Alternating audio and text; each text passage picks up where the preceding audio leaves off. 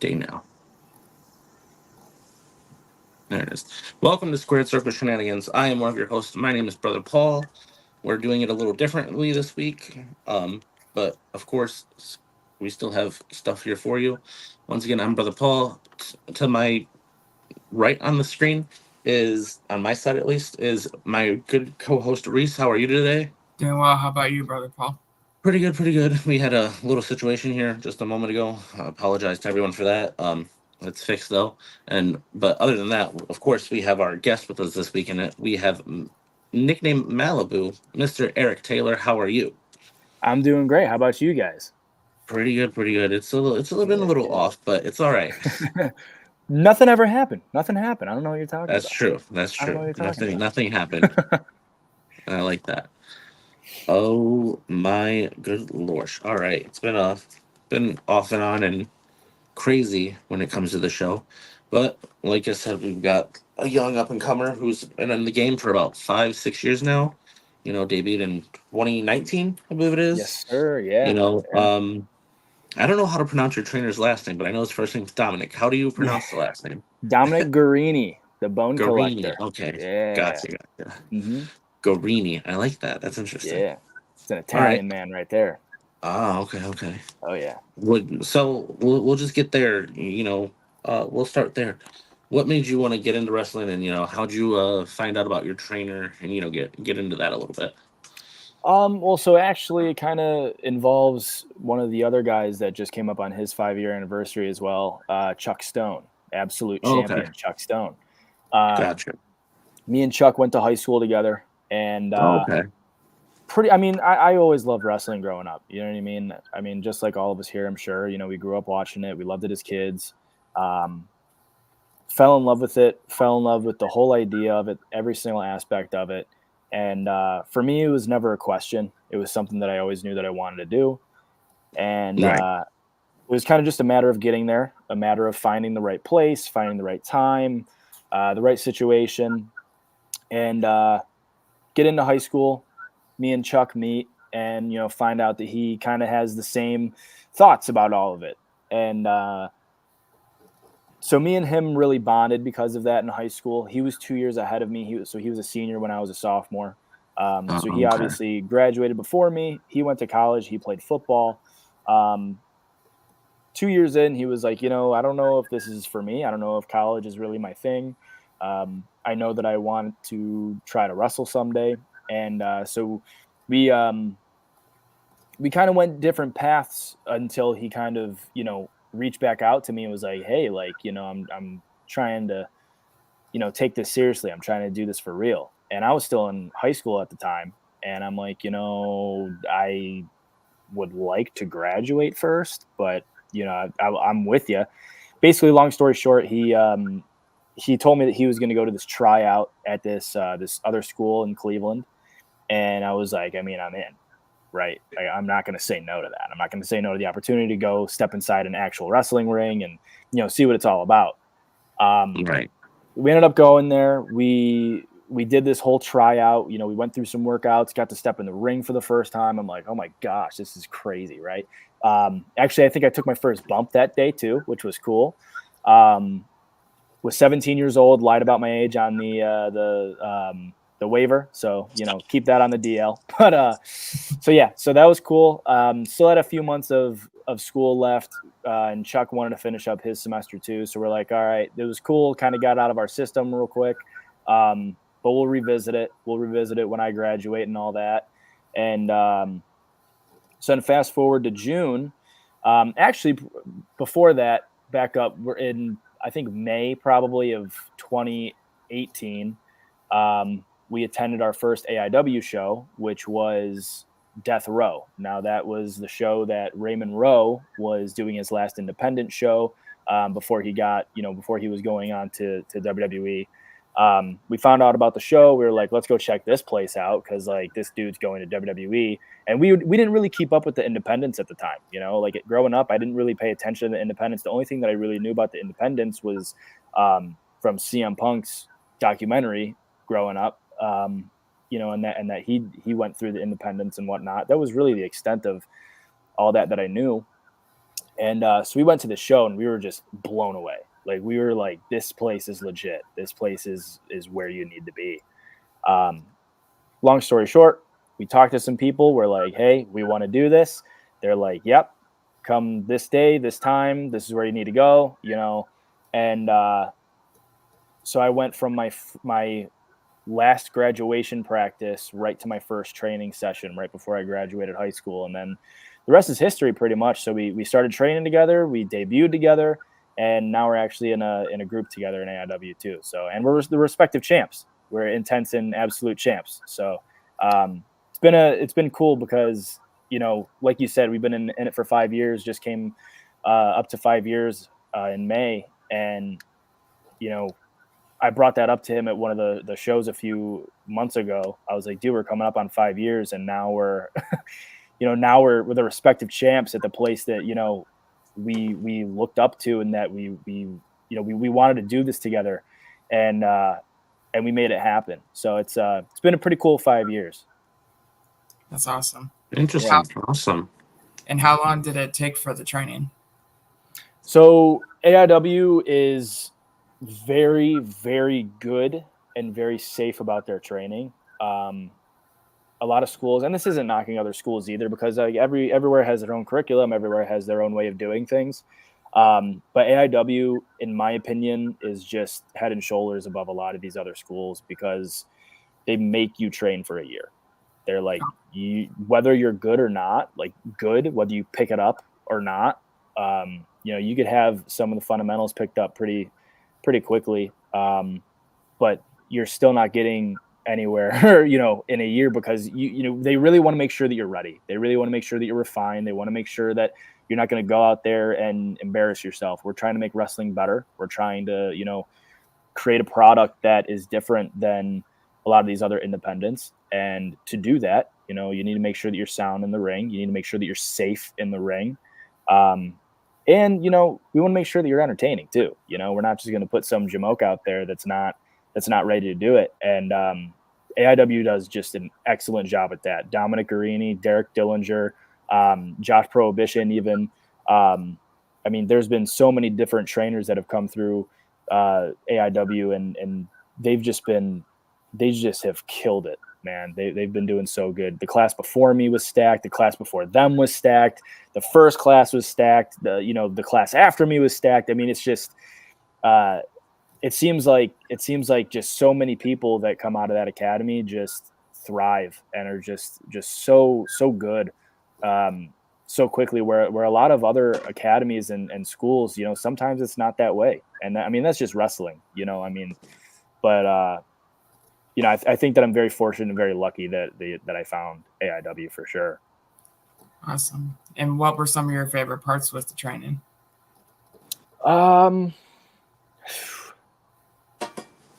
That's tough.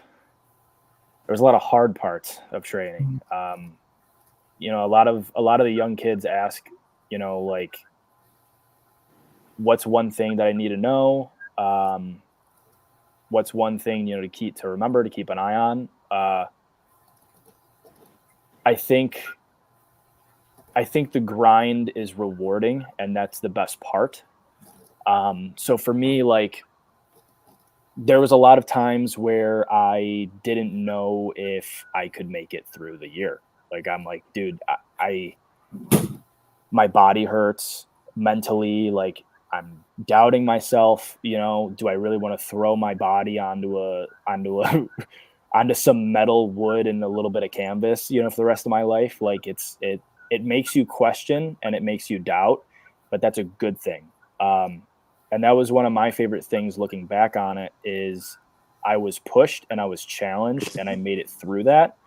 I tell a lot of the new kids that, if they're feeling discouraged, or if they're feeling like they're not quite grasping something right away, I'm like, dude, like, it's fine, simply it's fine. But I tell them, like, you're learning a completely new sport. You're learning completely new fundamentals. You are a kindergartner learning how to catch and throw a baseball. You're learning a completely new sport. You are at a kindergarten level of a basic sport. And it's going to be, especially because when you're a kid, like you're not thinking about, oh, like I'm learning this, or oh, I'm trying to pick up this new skill. Like when you're an adult, you're like, oh, I'm not grasping it right away. Like I'm a failure, like it's just a natural feeling. But that's what I tell them. I'm like, you're at a kindergarten level right now. Even me, dude, like I'm still probably like, I'm at like an elementary school level of this shit. I don't know if I could swear, but You're good. Yeah. But like no one's ever gonna be good at it. We're all awful, to be honest. It's kind of like golf. Like we're just a little bit less bad. Like every match that you watch, you're just gonna be like, there's something wrong with it. There's something you could pick apart. It's just how it is. But it's something fun, and it's very rewarding if you put the work in. It's awesome. Yeah. So what's one of the biggest lessons you've taken away from training and becoming a wrestler? Kind of pretty much what I just said. Like it's the grind of it. And it doesn't stop. Like it's not like once you graduate from training that you're just miraculously a great professional wrestler and that you don't ever need to go again. Right. So work harder. Exactly. Yeah. And don't forget, I just I think it was from John Cena doing his press conference after Money in the Bank today the other day. Right. And he was asked like, what would you tell the new kids? And he's like, don't forget why you wanted to do this in the first place. 100%. And that stuck with me a lot. I'm like, damn, dude, because there's still times where I get discouraged. There's still times where I doubt that, that I'm in the right spot or that, I should be here. Sometimes I'm thinking, damn, I don't deserve what I've gotten. Damn, I don't deserve to say that I've wrestled the people that I've wrestled. But you need to remember why you started it, why you're here, where you want to be. Because if it's very easy to forget that in a business like this, it's very competitive, it's very saturated. So it's a grind. So that's really the biggest thing for me is just remembering why I wanted to do it in the first place. It's a good motivator. Okay, that's fair. Right. Nice. I like it. Yeah. And so we said earlier that you started 5 years ago, correct? Mm-hmm. So Yep. and that was the same year as the COVID-19 outbreak towards the end of 2019. What were some of the difficulties being a wrestler during the pandemic? Oh man, those were some wild times because it was like right at the end of our first year that it kind of all hit and shut down. And it was right so I was still in a tag team at that point, me and Mikey as the Bitcoin boys. And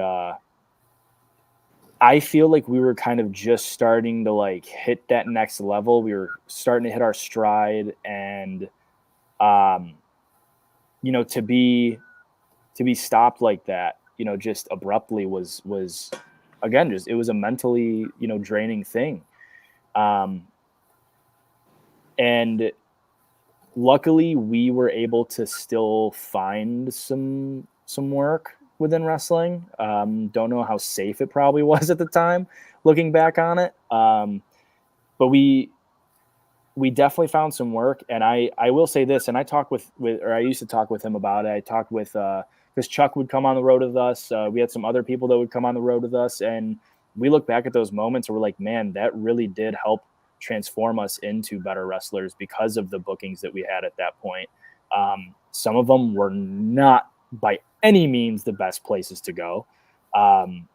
And that's how you get better though, is putting yourself in uncomfortable situations maybe. And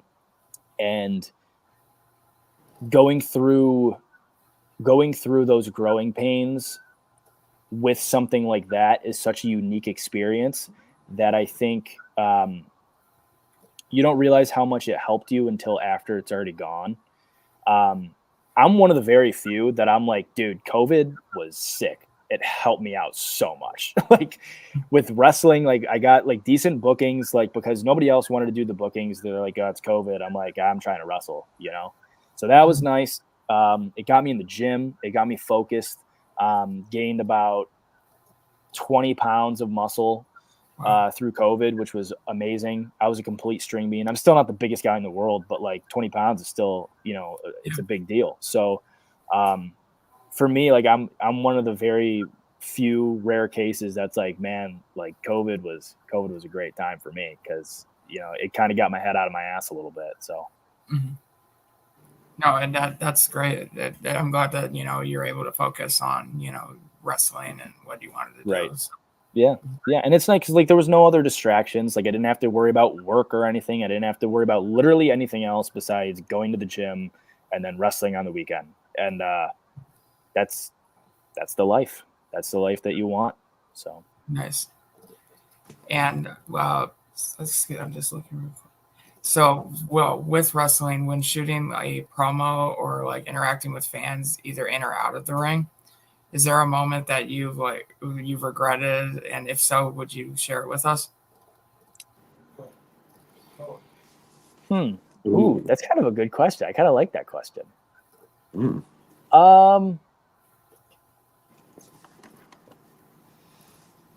Short answer is no. I'm trying to think of one maybe that like I was like, ooh, that was rough, but I don't think that I regret anything that I've done in a promo because I'm very meticulous about my promos. And I'm very careful with my wording for promos because I want them to mean something and I want them to make sense. As far as like trash talk, like to the fans and stuff, same thing. Like, no, like in my eyes, if you're paying to see me or you're paying to see the show, you are paying me to talk shit to you. You're paying me to insult you. In a way, you are correct. And that's just how, and you're more than welcome to insult me back. You're more than welcome to, swear at me, call me names, do whatever you need to do. Like nothing physical, obviously, because then you'll get your ass whooped, right? But like, just as much as it's your right by buying a ticket, it's my right to. It's like going to a comedy show. If I buy a ticket to a comedy show and I sit in the front row, I am opening myself up to that comedian doing his crowd work on me. And if I don't like that crowd work, I know I don't like that comedian and I walk out, I guess, right? But at the same time, I know that I'm going to try to get my money's worth and I'm not going to be in, a stick in the mud and be like, oh, I didn't like that. I didn't like what he said. Like, where you are. It's professional wrestling. If you can't handle it, then you're obviously not a fan. That's just my opinion. Because I know there's a lot of fans out there that just they think that they can dish it without taking it. And dude, you're the fan of the wrong thing if you think that that's true. So that's fair. Yeah. Let's talk a little bit about the nickname and the character of Malibu Eric Taylor a little bit. How'd you come up with it? When did you come, or how did you come up with it? Like, where were you? And what did you think at first when you came up with it? Do you think it's gonna be bigger than it is, or So I started my career as Malibu Eric Taylor. And that was, so it kind of went along with like our training. So like, obviously we wanted to come up with characters. We wanted to come up with gimmicks. We wanted to come up with something that's different and interesting.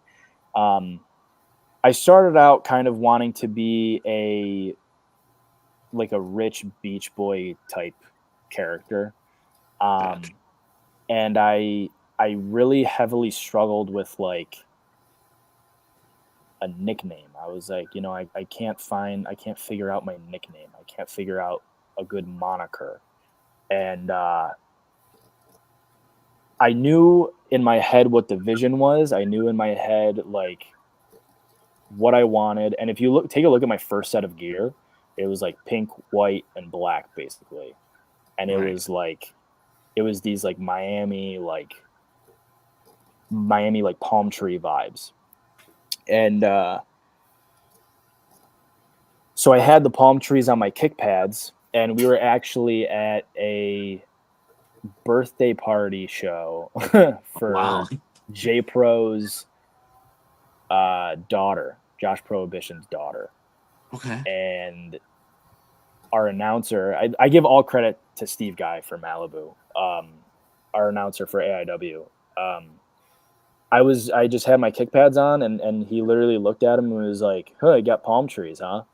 And I was like, "Yeah, I'm trying to figure out, what I'm doing." And he's like, "Malibu, how about it's like you're from Malibu. You're Malibu Eric Taylor today, all right? I'm gonna call you Malibu." I'm like, Okay. "All right, cool." Sure. And then I was like, "Yeah, I'll kind of stick with that for a while." Kind of have gotten away from it. Now I'm doing, Okay. well, for the past few years, actually, probably for the past 3 years, I've been future too bright Eric Taylor because my future's bright. Okay. Got to wear shades even at night. I'm not wearing them now because I'm inside, but I'm trying to be That's trying to fair. be respectful for the podcast. But That's fair. Brother Paul couldn't do the same. No, I'm kidding. So yeah, so I mean, and that's part of trying to evolve, trying to pivot things if if you feel a change coming. Like I was Malibu until the Bitcoin boys really started to take off, and then once that happened, I was like, I need something different, because the Bitcoin boys weren't necessarily like Miami Vice beach vibe, Right. and so I was like, well, I'm a young kid. I've had some opportunities. I got a bright future. Uh, Future's too Yeah. bright. So kind of just Interesting. went from there. So yeah. Interesting. I like Yeah. that. Mm-hmm. Interesting. And so with wrestling, who do you feel you have the best in-ring chemistry with? Ooh. That's Interesting. a good one. I hate to say it because I turned on his ass, but Mm-mm. Mikey and me really had a good understanding of who we were. And that just happens as a tag team. But even before we were a team, I feel like we were just so similar with our move sets and our, just the little things, our spacing or our footwork and stuff like that. Um, that I think that, you probably have to put him up there. Um, Even a guy, man, like I just had a really, in my opinion, I thought it was a really good match with Dex Royal.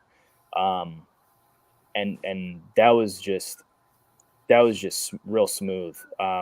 So probably those two are going to have to go up there. I mean, part of that too is just from them just being who they are. I mean, they're just professionals. But I'm trying to think who else. I think again, I had the absolute privilege of wrestling Josh Prohibition one time, and even that one was, I mean, that dude is just out of this world. He's so good at this, and he just had his retirement match a few months ago. So happy retirement to him, but him too. I mean, and part of that too is just again, like I said, just the pros that they are, just making it easy for me to work with them. But so yeah, probably those three come to mind. Nice. That's super cool. Yeah. Speaking of more opponents and stuff like that, we well, some of the notable opponents I have written down are such people as the two people that you named as other than Isaiah Bronner, Chuck Stone, Derek Dillinger, but some of the crazier names that I could see that are legends and people that we know a little bit better, such as Jack Price, Aaron O'Ryan, Shane Douglas, Bushwhacker Luke, and I don't know if he was an opponent, but I've seen that you met and talked to Kurt Angle, I'm assuming. So like with all those with being around all those people and working with them, what's one of the biggest pieces of advice or biggest thing that they've said to you that you could you could share with us? Um, So I have a funny one, Okay. and it's from Raven. Oh, okay. And it was very, very early on in our career. It was literally like one of my like first matches. It was like one of my like probably like 6th or 7th match, and we did a seminar with him before the show, and it was like a 6-man tag, but Raven was in it, which was pretty freaking cool. Yeah, of course. But he said he was like just talking to us, and he's like, whoever got over with wrist tape, you know, like why do wrestlers wear wrist tape? I always thought that was kind of stupid. And I was like, huh. And I always liked wrist tape because I was always the dude in high school that like wore sleeves and like, you know, wore like my school colors, like my tights and stuff during football or whatever, because I wanted to just like be decked out, right? Right. So I did the same thing because I'm like, dude, wrist tape is a way to do that. You know, you can get different colors, you know, of wrist tape and everything to you know, just for show or whatever. Right. And so I kind of started thinking about that, and I was like, I wonder if there's anything that I can do to kind of make that a part of, you know, me and my character. So now you'll notice whenever I wrestle, I just told you guys about my moniker, Future Tube, right? So now whenever I have my wrist tape, I actually write Future, and then I do the two, and I have a little sun with a smiley face on it for Bright. Nice. And kind of started doing the 5-knuckle shuffle, my own version of it, where I'll, you know, slam the guy down, tell him that my future's too bright, and then I'll drop it down on him. So that was something that I always like. It's not like it was advice really, but like it was kind of, to me, like it was kind of like, yeah, whoever got over it's kind of stupid, and I kind of took it as a challenge, and I'm like, I wonder if I can do that.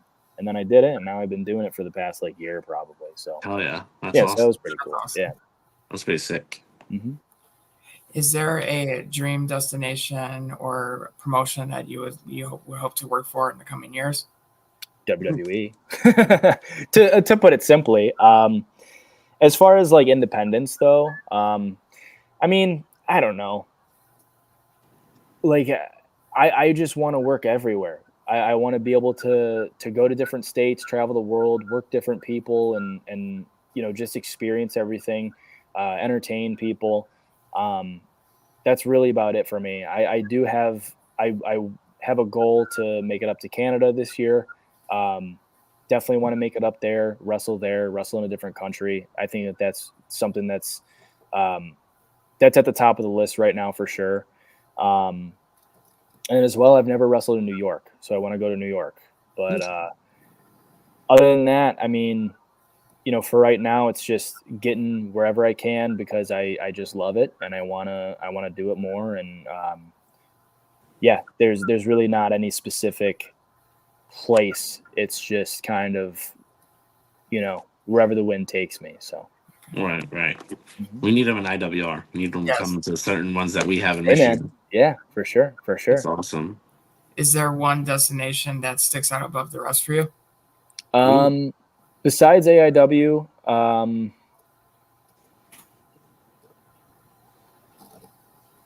that I have worked, you're saying, or yes, that you have worked out. Yeah. I don't know if you can count GCW, but I did I did Effie's show in Tampa a few years ago, so that was cool. That was a nice experience. Like WrestleMania weekend, got to be a part of that. Got to be a part of the GCW, you know, collective and whatnot. That was really, really cool. That was awesome. We were part of a OWA versus Unsanctioned Pro show, which was pretty cool. I mean, there's a few right there that I think have been pretty sweet. And then same thing with Freelance in Chicago. Freelance is always a great time whenever we go out there. So yeah, it was probably those three. Nice. All great promotions. 100%. Well, I asked you about, you know, some of your opponents and, you know, some of the stuff that they've given you info on. Next one is kind of in that same range. We've talked about some of your opponents, but I want to know, who's some of your dream opponents? Who would you like to, you know, be in the ring with within the next 5 to 10 years?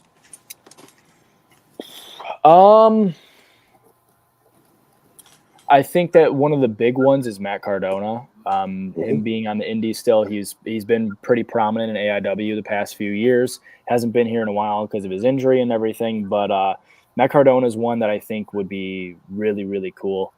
I mean, there's quite a few guys, that would kind of be the same. I mean, guys like Alex Shelley, if I got the privilege to do that. Guys that I've already worked with that want to work again, such as like Lee Moriarty. I mean, there's just, you can go down the list and just pick and choose. Even some other guys that I haven't really gotten to even be on too many shows with. Like I've been saying it for a while, like Myron Reed, Right. or a guy like Trey Lamar. Definitely want to get in the ring with him at some point. Haven't been in the ring with him in friggin' forever, and it was probably just tag team stuff. So like, he's probably one of the more realistic ones I think that could happen in the very near future. So I mean, like I said though, you can just keep going down the list. And like I said too, like for me, it's not so much the opponent. It's just trying to make sure that I have the best match that I could possibly have the best match on the card, and wherever that is, whoever it is, it really doesn't matter to me. So. Okay. Who would you say are some of your biggest influences in the wrestling industry? So there's a lot of different influences for different reasons. Okay. I think that you got to take a look at a lot of legends, obviously. So like, you take a look at. So if I'm doing promos, you got to look at The Rock. You got to look at a guy like Ric Flair. You got to look at a guy like John Cena, because the way that John Cena cuts his promos is unlike anybody else. It's a very 100%. real thing. It's a conversation. It's a conversation driven promo versus tonight I'm gonna beat you and I'm gonna John Cena is very like, hey man, this is what we're doing.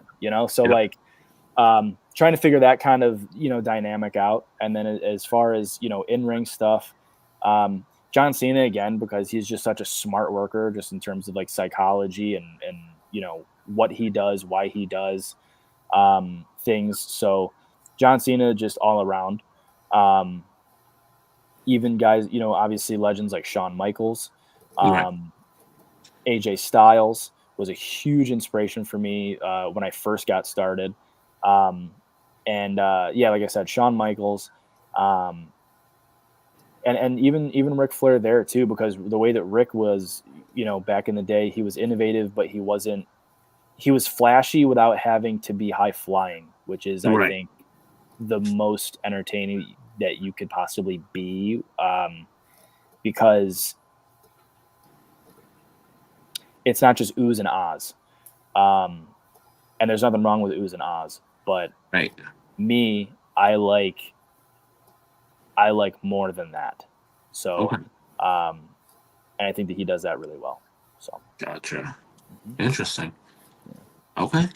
Who do you feel has been your toughest opponent? Oh.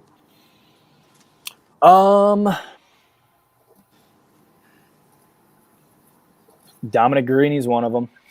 Dominic Guarini, I had this was during COVID times, had a 20-minute time limit draw with him. And that was one of the most tired moments that I've ever had in my life.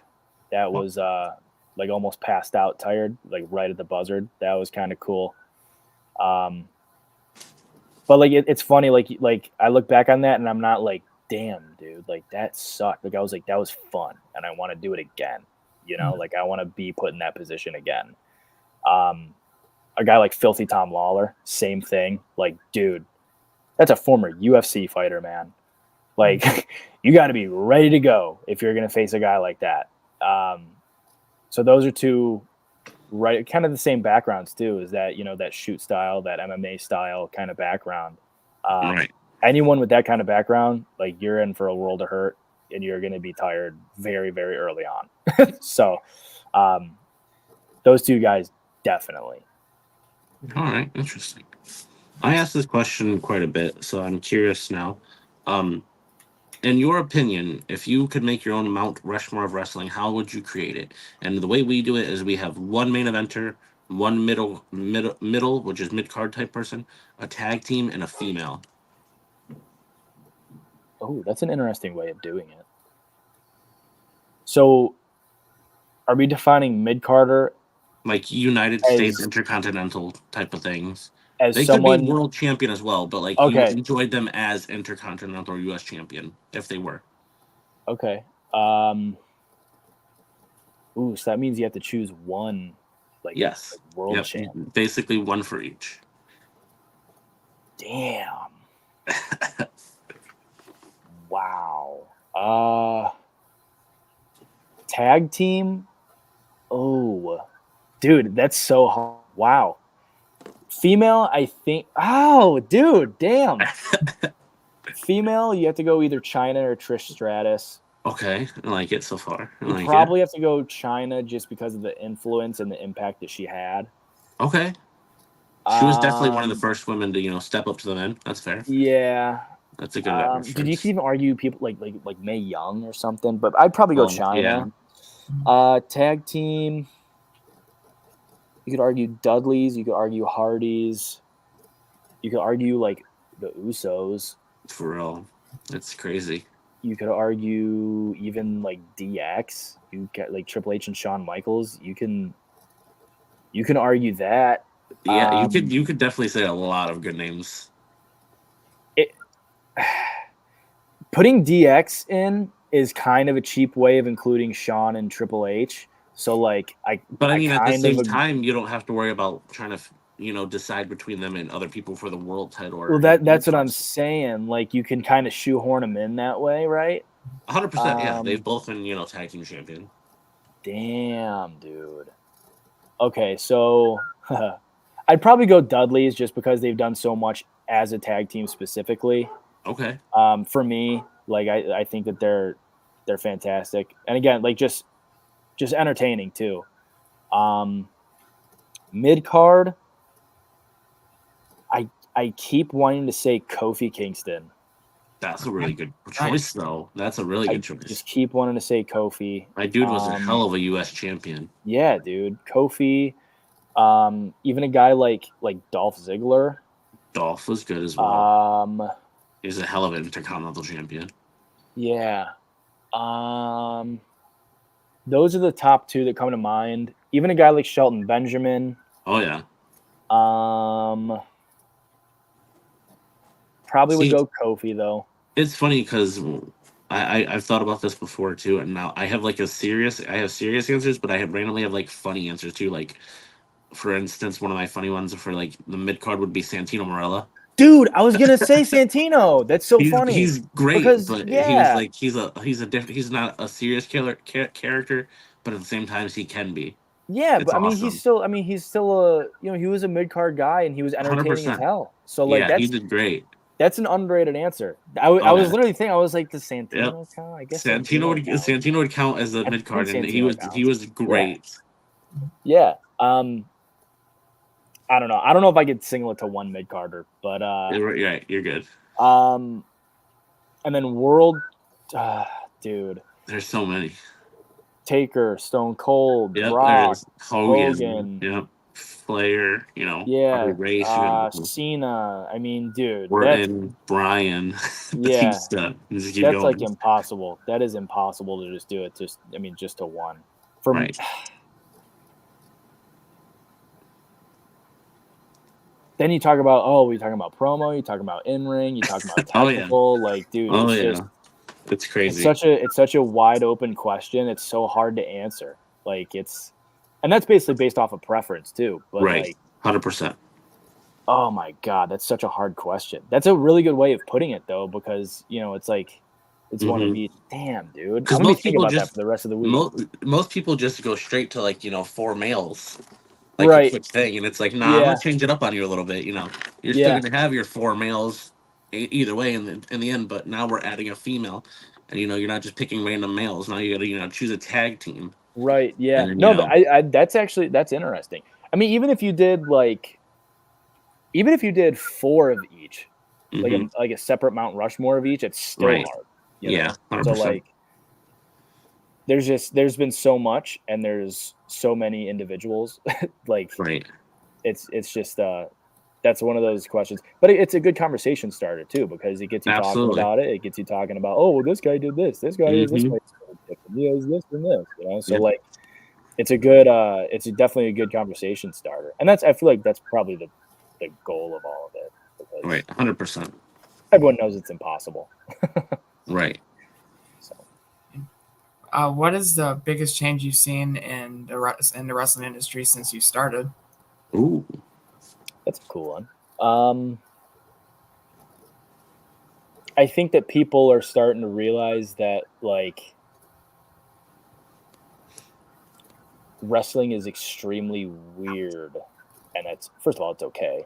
And I don't mean weird as in like nerdy or anything. I mean there's a lot of weird unwritten rules, and there's also a lot of bullshit that a lot of promoters have been getting away with that they aren't anymore, and that is a great thing. And I think Mm-hmm. that wrestlers are starting to stand up to a lot of it, and realize like, hey man, we're not going to put up with like BS anymore. And I think that the one of the things, and like, I don't know, I'm not trying to get heat anywhere for this, but like one of the things when Cardona brought up, like, hey man, like you guys, like all these promoters, like you guys should have water in the locker room for the boys. I'm a very firm believer in that. Like, we're already, trying to grind this out. We're already trying to, we're driving astronomical amount of hours to be here and put our bodies on the line. Like, you can afford a case of water, Right. And like those are the, like, you'll notice like those are the best locker room environments. If you go into a locker room and they have, like, for lack of a better term, catering, like snacks and water, dude, sign me up. Right. Like I would argue, I shouldn't say this, I would argue that I would wrestle for free because I'm getting fed Right. That's and all that hydrated. matters. Like, that is Something. sick. That is so sick. So stuff like that, I think, is kind of starting to change, which is really cool, and it's a lot different from when I started. And it's a good change. It's definitely a good change. 100%. Yes. Interesting. Um. Once again, even though you've been only in for a few years now, what's one of the biggest obstacles, if you've had one yet, that you've endured during your time as a wrestler? Um, Trying to find a balance between simplicity and being innovative, Okay. because we just had a seminar with Jerry Lynn recently, a few weeks ago, and I actually got to talking with him a little bit after the seminar, and we were talking about how wrestling is such a very simple thing and nobody acts like it's simple anymore, me included. Um, and it's already hard for people to digest. It's already hard for fans to digest. And if you're sitting there trying to piece together something, and you're having a hard time explaining it and digesting it, then there ain't no chance in hell that the fans are going to do it. Right. So it's finding a balance with making it digestible, making it simple, and also being different and making it make sense. Um, and like I said, I'm very guilty of it. And every wrestler is guilty of it. Probably every single match that ever happens in the history of professional wrestling and will happen in the history of professional wrestling ever. There's no perfect match. Right. But yeah, just trying to be simple, but trying to be innovative, trying to try new things, being okay with things that don't work, you know, trying different things out and getting better because of them. Right. That's, again, like I said, it's very comparable to stand-up comedy. A comedian goes up and does his act, and hears the crowd laugh bigger at something. They're like, I'm going to keep doing that. I'm going to work on that. They hear something bomb. They're like, maybe it was just this crowd. I'll try it again at the next one. If it bombs again, you have to start thinking, all right, maybe it's just a joke. Maybe I need to take the joke out. So like, Right. it's very, very, very comparable to stand-up comedy, in my opinion. Because I'm a big stand-up comedy geek. So I listen to all sorts of different stuff with that, and I'm like, dude, this is literally the same shit, just a different stage. So, All right. Interesting. yeah. And while in wrestling, while interacting with like your fans and stuff like that, has there been one fan that has stuck out to you? I have two short answers. One of them was one, and this is only because it's kind of like a sentimental thing for me. We had at my house growing up, we had I don't even remember what it said at this point. I might have put it on my Instagram. I don't know, but we had this children at play sign, and it was just there forever. It was just in our garage forever, and so we had some sort of hardcore match or a tables match or something at Horror Slam in Michigan. And I was like, dude, I'm going to take this. This is so funny. Like, I grew up with this sign where I'm going to use it, in this match. And so ended up using it, whatever. And then a kid came up to me after the show with the sign, and it's all bent and stuff and all this crap. He must have grabbed it. And he's like, hey, can you sign this for me? That's awesome. And I was like, whoa, that's weird, man. Like, that was just sitting in my garage for the past 20 years, and now I'm autographing it for this somebody else, right? To have in his house for the next God knows how long. Right? Like, that was just kind of just like a surreal moment for me. Like, it was one of those cool, like, damn, I love what I do kind of moments. Awesome. And then another one. At AIW, one of the mainstay fans, Justin Summers, he's at almost every single show. Comes up to me all the time. We talk. He's a great guy. I am a very big fan of milk. I love milk. 2%, absolutely love it. Grew up loving it, and I was made fun of on Twitter for liking it by some of my friends. And so he was like, dude, milk is awesome. And I'm like, hell yeah, milk is awesome. And so he bought me a few pints of this. It's called Hartzler's. The brand is Hartzler's milk. And dude brought me, they make different flavors of this shit. They make orange cream, raspberry, chocolate, all these different kinds of milk. And he brought me some. And so that was cool too, because I just got free milk and I just got to try it, and it tasted so good. A bunch of different free milks. Yeah, dude, and it's so good. If you ever get an opportunity to try Hartzler's milk, do it. It's so good. It's creamy, and it's it tastes like you're drinking a melted milkshake a little bit. But it's not too sweet, Right. But oh, dude, it's just fantastic. Consistency, texture, taste, everything. It's top tier. Awesome. Yeah. I'm going to take one of my co-host questions in a way. If you could go back to your future, or if you can go back in the past to a younger version of yourself, what's one piece of advice, or what's something you'd say to yourself from now to the past you? Get in the gym quicker.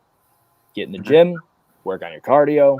That was something for me. For whatever, dude, I don't know what I was thinking in high school, but everything that I did was for this. I took creative writing classes for this, public speaking, everything that I did was for this. And for whatever reason, in football and stuff, I'm I'm not lifting. What do I need to lift for? Am I stupid? Obviously, I'm if I'm trying to be a professional wrestler, I'm not going to look like Triple H by not lifting, you know what I mean? I have to lift. So that's something that I look back on and I'm like, damn, dude, I should have started earlier. And one of our refs, his name is Porter O'Shea. He's been down to Michigan a little bit too. He was my offensive line coach in high school, and he would always be like, "You gotta get in the gym, kid. Gotta get in the gym." Because I knew that he was a fan too. We would always banter back and forth about it. And he's like, "You're not gonna make it if you don't get to the gym." I'm like, "What is this guy talking about?" And now I'll see him and I'm like, "Should have started lifting sooner, huh?" And he's like, "Yeah, dumbass." Just tried to tell you, So that's one of the things. And again, I don't really call it a regret because it's where I'm at now, and it's it's who I am, and I am who I am because of the choices that I've made. So, it's Right. not a regret, but definitely would have started getting getting into the gym a little bit quicker. Interesting. All right. Awesome. And this for both in and out of the ring, where do you see yourself in the next 5 years? Ooh. Hopefully on TV. Okay. Hopefully on TV. In 5 years, I'll be 29. So, goal would be before 30. That would be sweet. So, that's definitely the goal. Okay. Awesome. And do you have any upcoming shows? Yes, I do. In fact, this Saturday, I'm in a ladder match defending the Intense Championship against Wes Barkley and Alec Price, one Ooh. of the best professional wrestlers in the country, probably in the world, actually. He is freaking nuts, and I am scared, and I am nervous. But like I said before, we attack challenges, we kill them, and very much looking forward to it. It's Absolution. That's basically AIW's WrestleMania. It's our biggest show of the year. It's in downtown Cleveland. We have one of the Browns color commentators, Nathan Zagura, wrestling in a Muni Lot brawl. So hopefully he's going to help pack the place as well. Last time we were at that venue, we broke the record for our attendance with 854 attendance. So we're hoping to break it once again. A lot of really good matches. A lot of really good talent on that show. Really looking forward to it, man. Like I said, it's a ladder match. I've never been in a ladder match. It's nerve-wracking, but I'm making it a goal of mine to watch a ladder match every single night, just to prepare myself for what's about to happen, and give myself some crazy ideas. So I would say watch a Jeff Hardy match, but don't do anything Jeff Hardy style. Oh, it's dangerous. Come on now. Come on. Yikes. It's definitely one that I plan on getting out of my element for and making sure that I feel uncomfortable in a good way. So I'm very, very much looking forward to it. Awesome. Interesting. Mm-hmm. All right. Well, we're getting close on time, so I'm going to probably say like maybe 2 more questions if possible from each of us. Yeah. One of my first ones, and I've thought about this. This is another good new one, I think, in my opinion. If you could have a conversation with one wrestler from the past and one wrestler from now to get advice or talk about anything, who would it be and why? Are we talking past like they are no longer with us, or or they're just retired right now? Just retired. Okay. Either one. Now I would say John Cena, because I think that he's just so freaking smart and just has such a different way of looking at the business, that I think the knowledge there is just unlimited. And then as far as the past, I don't know if you would count Triple H, but he's retired, and obviously dude did something right. He's at the top of the company, and again, just an absolute legend. So if you're talking about wrestling minds that just are above everyone else's, those two are probably it. So to be able to have a conversation with them and pick their brains would be like just invaluable. Oh yeah, absolutely. And when you said earlier about the ladder match, so that's the stipulation match. Is there one stipulation match that you would like to compete in? Ooh. I've done everyone that's pretty much been on my list. I've been in a tables match. I've been in a steel cage match. We'll be doing the ladder match, obviously. I've done coal miner's glove on a pole match, which was fun. Interesting. Maybe I don't know, something like a last man standing match, or something like that. I mean, there's you know what? Actually, an Iron Man match probably. An Iron Man match would be sick. Just because they're just, again, like I said, they're just grinds, and you're just going to be challenged so much, and I think that would be really freaking cool to do. Awesome. Interesting. All right, I'm gonna throw an interestingly weird one at you. Mhm. You're gonna make your own fatal four way, and you're involved in it, of course. And you Okay. got to pick three other people, and it's kind of like what we just talked about. So a past, a present, but here's a different one. Somebody that you think would be good as well as you in the future. And Okay. Past, present, me, and and then future, somebody in the else that you future. think could be like good in the future as well. Okay, I'll do the realistic one well, he's good now too, but Trey Lamar, Right. because Okay. again, haven't really gotten a one-on-one opportunity with him or a singles opportunity. Past, There's a lot of them. That's crazy, dude. probably Shawn Michaels, Ooh, okay. because that would just be super fun. Ooh, Undertaker though too. Ooh, There's a lot of good ones. yep, It's there fun. it is. There it is. Still would probably go Shawn, and Okay. then present. There's still a lot of good one for present too. Cena, Orton, Ooh, yes, Rhodes, Cena. I'm gonna throw a different one at you though, Rollins. because this is another dude that I kind of get inspiration from is MJF. Oh, that would be good. Yeah, also an Heck AIW yeah. alumni. Came through AIW quite a bit. So Okay. yeah. Awesome. And if someone coming up in the business just started out, if they asked you for advice, what would you tell them?